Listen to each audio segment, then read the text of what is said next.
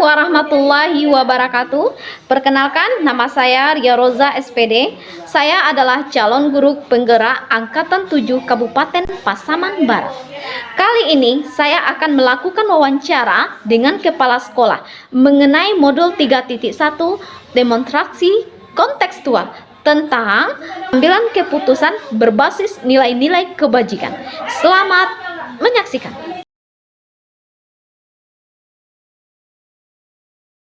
Assalamualaikum Ibu. Waalaikumsalam warahmatullahi wabarakatuh.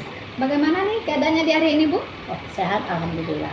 Bu Ria gimana? Sehat? Alhamdulillah sehat juga Bu. Semoga kita sehat selalu ya. Amin. Terima kasih banyak ya Bu telah meluangkan waktu hari ini. Rencananya dia akan melakukan wawancara mengenai keputusan berbasis nilai-nilai kebajikan seorang pemimpin Bu. Kira-kira Ibu bersedia Bu? Insya Allah bersedia selama Ibu dibantu. Baiklah Bu. Selama Ibu menjabat di SDN 05 Sasarana Pasisir ini, kira-kira ada tidak Ibu mengalami kasus dilema etika Bu? Menjabat di SD Negeri 05 Sasarana Pasisir ini, yang namanya dilema etika itu pasti ada. Tentang disiplin pelanggaran disiplin yang terjadi di sekolah ini yang berakibat tidak efektifnya proses pelaksanaan PBN di sekolah. Mungkin itu yang sering Ibu tangani dan Ibu carikan solusinya.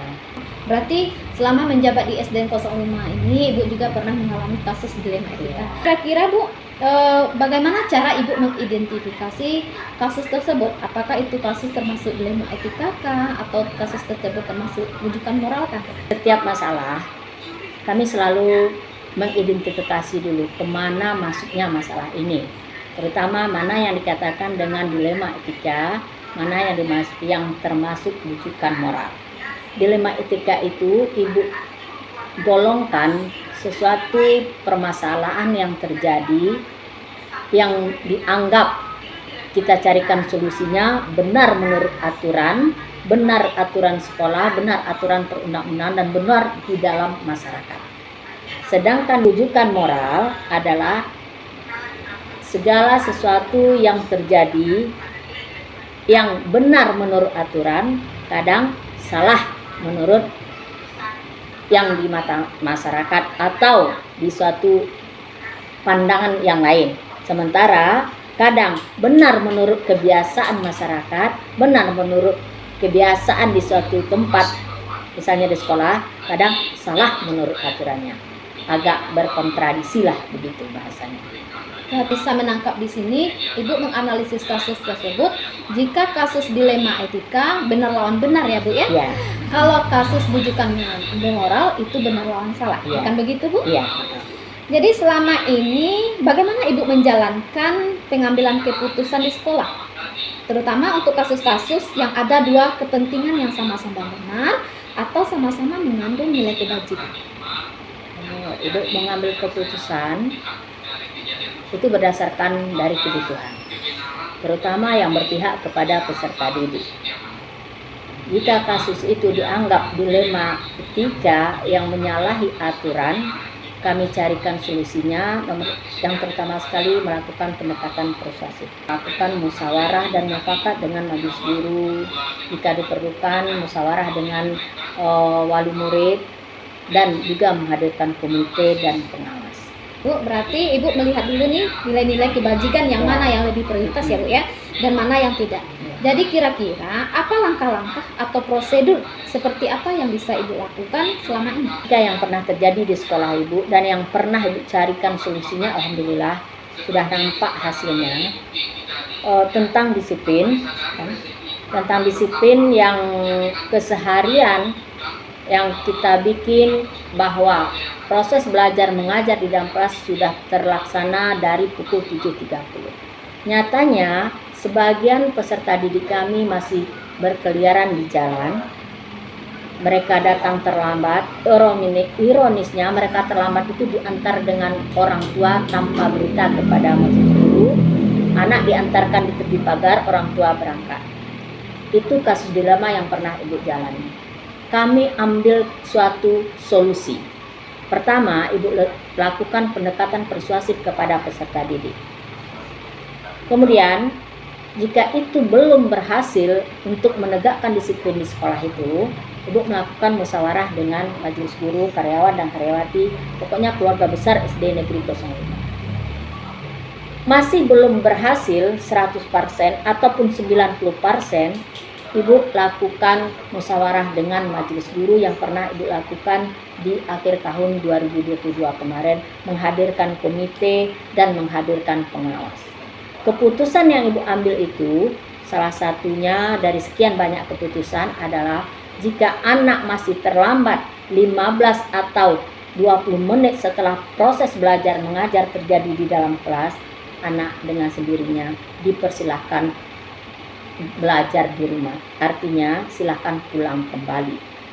Itu sudah disepakati oleh majelis guru, disepakati oleh wali murid dan komite, dan sudah dituangkan peraturan itu di dalam kurikulum.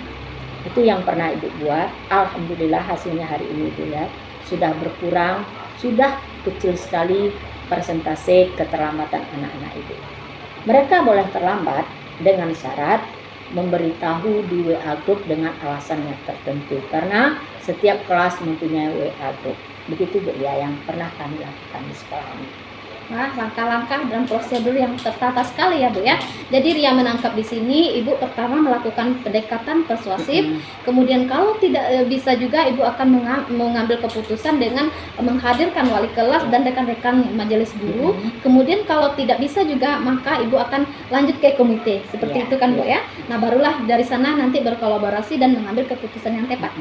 Nah, kira-kira nih hal-hal apa saja Bu yang selama ini Ibu anggap efektif dalam pengambilan keputusan pada kasus-kasus dilema etika ini Bu? Ibu mengambil keputusan dari kasus-kasus dilema itu terutama melihat kasusnya. Jika itu memerlukan suatu langkah yang hanya perorangan, itu Ibu bisa diselesaikan dengan perorangan. Jika itu perlu musyawarah mufakat dengan guru, wali kelas duluan sebelum musyawarah dengan yang lain, dengan wali kelas bisa dilakukan, ada solusinya, bisa kita laksanakan. Dan jika perlu itu musyawarah di sekolah, itu juga kami laksanakan. Yang penting tujuan yang kami sampaikan kepada peserta didik untuk meningkatkan disiplinannya, kedisiplinan mereka terlaksana semuanya, insya Allah kami sudah laksanakan melalui hasil musyawarah dan mufakat. Iya Bu, baik. Jadi di sini langkah yang efektif dalam pengambilan keputusan itu Ibu lakukan dengan cara menganalisis kasus tersebut ya Bu ya? Iya, dianalisis. Nah, kira-kira hal-hal apa saja yang selama ini merupakan tantangan dalam pengambilan keputusan dalam kasus dilema etika ini Bu? Dalam mengambil suatu keputusan pasti ada yang menjadi pro dan kontra. Iya. Itu sudah biasa itu ya Bu ya. Tapi kita jadikan yang pro itu sebagai mitra kerja kita, sedangkan yang kontra itu tetap kita berikan pengertian. Terutama anak-anak yang sering terlambat itu, sedikitnya wali murid memang agak ngeyel kenapa peraturan itu dibuat begitu. Sementara dia menganggap bahwa keterlambatan itu mereka beralasan dengan segala macam. Tapi dengan seiring berjalannya waktu, peraturan itu komitmen kami laksanakan, dengan sendirinya wali murid itu tahu juga bahwa itu adalah hal yang terbaik untuk anak-anak mereka. Iya betul sekali Bu. Yang namanya hidup pasti memiliki tantangan Iya. ya Bu ya. Pro dan kontra dalam kehidupan itu sudah biasa. Tinggal tergantung kita bagaimana cara kita mengatasinya dan bagaimana keputusan kita yang kita ambil itu berdasarkan kebutuhan peserta didik. Iya betul. Nah, apakah Ibu memiliki sebuah jadwal dalam sebuah penyelesaian kasus dilema etika ini Bu? Apakah Ibu langsung menyelesaikan di tempat atau Ibu memiliki sebuah jadwal untuk menyelesaikan dan bentuk atau prosedur seperti apa yang Ibu jalankan? Dalam menyelesaikan suatu masalah dilema etika, Ibu belum punya jadwal. Artinya terjadi ini Ibu lihat sehari 2 hari masih tetap berjalan, berikan pengarahan, diberikan pendekatan, disampaikan kepada anak-anak, masih juga ada berbuat yang seperti itu, baru Ibu lanjutkan ke langkah selanjutnya. dari hal ini Ibu tidak punya program yang tertentu dalam penyelesaian kasus seperti ini. Berarti Ibu tidak memiliki jadwal tertentu, Ibu menyelesaikan tergantung permasalahan yang ada, Bu ya. Nah, adakah seseorang atau faktor-faktor apa yang selama ini mempermudah atau membantu Ibu dalam pengambilan keputusan dalam kasus dilema etika ini, Bu? Selama Ibu berjalan dan memegang di jabatan kepala sekolah di SD Negeri 05 ini, dengan majelis guru, insya Allah kami tetap mitra kerja, stakeholder, komite, wali murid dan lain sebagainya, itu mereka insya Allah selalu mendukung dan memberi support dalam keputusan-keputusan yang kami ambil jika itu mementingkan, jika itu menguntungkan kepada peserta didik. Jika itu dianggap baik oleh sekolah, mereka tetap memberikan support. Nah, itu yang selama ini dirasakan. Alhamdulillah mereka selalu memberikan apresiasi terhadap kami begitu. Nah, berarti orang-orang yang mendukung tentunya orang-orang terdekat ya Bu ya. Ada itu rekan sejawat, komite, yang hal itu tentunya tidak akan merugikan peserta didik kita ya Bu ya. Nah, dari semua hal yang telah disampaikan Ibu, pembelajaran apa kira-kira yang dapat Ibu petik dari pengalaman Ibu dalam mengambilkan keputusan dilema etika tadi Bu? Oh ya, semua yang telah pernah kita jalani itu pasti adalah pengalaman. Pengalaman itu sangat berharga bagi kita. Salah satu pengalaman yang sangat berharga, kuncinya satu bagi kami dalam menjalankan penyelesaian, memberikan solusi terhadap dilema etika ini adalah komitmen dalam menjalankan keputusan yang berbasis musyawarah dan mufakat. Baiklah Bu, berarti intinya di sini komitmen ya Bu ya. Jadi keputusan yang kita ambil harus dijalankan dengan baik sehingga tidak ada rancu terakhirnya ya Bu ya. Nah, baiklah Bu, banyak pengalaman berharga yang Ibu lewati tentunya. Ini menjadi sebuah pembelajaran yang berharga Bu juga bagi saya untuk mengambil keputusan yang berbasis nilai-nilai kebaikan di masa yang akan datang. Terima kasih banyak atas waktunya Bu. Sama-sama Bu ya. Assalamualaikum warahmatullahi wabarakatuh.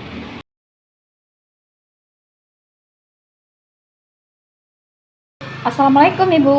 Waalaikumsalam Ria. Bagaimana keadaannya hari ini Bu? Alhamdulillah baik. Alhamdulillah. Nah, terima kasih banyak Ibu telah meluangkan waktu hari ini. Rencananya Bu, kegiatan kali ini Ria ingin wawancara dengan Ibu mengenai keputusan berbasis nilai-nilai kebaikan sebagai seorang pemimpin. Silakan, apa yang bisa Ibu bantu? Baiklah Bu, selama Ibu menjabat di SDN 10 Sasaran Pasisia ini, kira-kira ada tidak kasus dilema etika yang pernah Ibu alami? Tentu ada. Sekolah kita terdapatnya rarawa, di mana dalam rarawa itu habitat buaya yang sangat berbahaya sekali keselamatan peserta didik kita. Pihak sekolah telah melakukan berbagai upaya, mengajukan juga ke dinas, tetapi masalah ini belum dapat ditanggapi. Kebetulan WC kita berada di dekat rawa-rawa tersebut. Hal ini tentu sangat berbahaya sekali kepada anak didik kita. Kita tumpangkan di tempat warga-warga kita yang terdekat dengan sekolah kita. Namun seiring berjalannya waktu, saya merasa kasus ini menjadi dilema etika karena di satu sisi kami memang membutuhkan WC warga untuk peserta didik kita. Merasa malu dan segan. Seringkali kita menumpang anak kita untuk melakukan buang air besar dan buang air kecil ke tempat warga sekolah. Di sini jadi WC sekolah kita letaknya dekat ya Bu ya. Jadi Ibu mengambil keputusan untuk menumpangkan peserta didik kita ke rumah warga terdekat. Namun seringnya berjalannya waktu, jadi Ibu merasa dilema karena merasa segan ya Bu ya. Nah, selama ini bagaimana Ibu kira-kira mengidentifikasi kasus yang merupakan dilema etika atau bujukan moral kah gitu? Saya melihat dulu kasusnya. Jika kasusnya tersebut terdampak di satu sisi benar dan di sisi yang lain benar, maka tergolong D5 etika. Jika kasus tersebut melanggar peraturan yang berlaku, berarti termasuk ke dalam bujukan moral. Berarti Ibu di sini melihat kasus dulu. Kalau dia benar lawan benar berarti dilema etika, kalau benar lawan salah berarti bujukan moral. Nah, selama ini Bu, bagaimana Ibu menjalankan mengambil keputusan di sekolah? Terutama untuk kasus-kasus dilema etika nih Bu, kan ada dua kepentingan yang sama-sama benar tuh, atau sama-sama mengandung nilai kebajikan. Menjunjung tinggi nilai-nilai kebajikan seperti kejujuran, keadilan, kemanusiaan yang berpedoman kita sebagai pandangan hidup kita, yaitu Pancasila. Akan saya musyawarahkan dengan guru-guru saya tersebut. Baiklah Bu, berarti Ibu nih melihat dulu nilai kebajikan yang mana prioritas dan yang mana yang tidak. Jadi langkah-langkah atau prosedur seperti apa nih yang Ibu lakukan selama ini? Langkah-langkah yang bisa saya lakukan yaitu melakukan pendekatan secara kekeluargaan. Berarti Ibu akan melakukan langkah-langkah secara kekeluargaan ya Bu ya. Nah, kira-kira hal-hal apa saja yang selama ini Ibu anggap efektif dalam pengambilan sebuah keputusan pada kasus-kasus dilema etika Bu? Ya, efektif. Namun semua masalah dilaksanakan jika dikomunikasikan dengan yang demikian kepentingan, sehingga kita mengetahui apa yang mereka inginkan dan mereka mengetahui apa yang kita inginkan. Oh iya, berarti di sini intinya komunikasi ya Bu ya. Nah, kira-kira hal-hal apa saja nih Bu yang selama ini merupakan tantangan dalam mengambil keputusan pada kasus-kasus dilema etika Bu? Saling keterbukaan dalam penyelesaian masalah dilema etika. Jika kita sudah saling terbuka, maka permasalahan yang sedang dihadapi dapat diselesaikan dengan baik. Iya, berarti keterbukaan ya Bu ya. Nah, apakah Ibu memiliki sebuah jadwal tertentu dalam menyelesaikan kasus dilema etika ini Bu? Apakah Ibu langsung menyelesaikan di tempat atau memiliki sebuah jadwal atau menyelesaikannya untuk prosedur? Seperti apa yang Bu jalankan? Masalah yang sedang dihadapi, apabila masalah itu bersifat ringan, tentu bisa diselesaikan dengan segera. Cukup berat, maka perlu adanya kolaborasi dengan rekan guru yang lain dalam memutuskan masalah tersebut. Berarti intinya di sini melihat kasusnya ya Bu ya, kalau permasalahannya ringan atau berat ya Bu ya. Nah, adakah seseorang atau faktor-faktor apa yang selama ini yang mempermudah atau membantu Ibu dalam pengambilan keputusan dalam kasus-kasus dilema etika Bu? Bukan koordinasi dengan guru-guru di sekolah saya ketika saya mengambil keputusan dilema etika, dan juga berkoordinasi dengan pengawas sekolah jika permasalahan tersebut membutuhkan penguatan. Berarti intinya di sini Ibu akan melakukan koordinasi dengan rekan guru maupun pengawas ya Bu ya. Nah, dari semua hal yang telah disampaikan Ibu, pembelajaran apa yang dapat Ibu petik dari pengalaman pengambilan keputusan dilema etika Bu? Pembinaan hubungan kekeluargaan dengan guru-guru di sekolah, saya selalu menjalin jaringan komunikasi yang baik dengan berbagai pihak dan selalu membangun rasa empati kepada orang-orang yang bekerjasama. Dengan begitu, pendidikan yang berpihak kepada peserta didik dapat terwujud. Iya, berarti intinya di sini komunikasi ya Bu ya. Nah, baiklah Bu, banyak pengalaman berharga yang Ibu lewati. Tentunya ini menjadi sebuah pembelajaran bagi saya bagaimana mengambil sebuah keputusan berbasis nilai-nilai kebaikan. Terima kasih banyak atas waktunya Bu. Assalamualaikum warahmatullahi wabarakatuh. Waalaikumsalam warahmatullahi wabarakatuh.